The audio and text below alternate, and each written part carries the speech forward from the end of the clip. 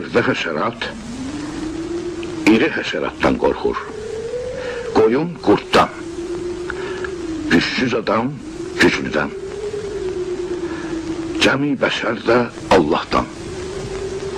Dünyanın özü qorxu üstə bərqərar deyil. Güclü güçsüz insan yoxdur. Kamil insan var, bir də cahil. Cahilin tərz həyatı heyvanatın tərz həyatı ilə doğrudan doyğundur. Qılınc, küllü qırğın, din, Allah xofu, hamısı hökmranlıq üçün gərəkdir sənə. Əcəlim çatacaq, mən də köçəcəyəm bu dünyadan. Amma Allah xofu çıxmayacaq insanın canından.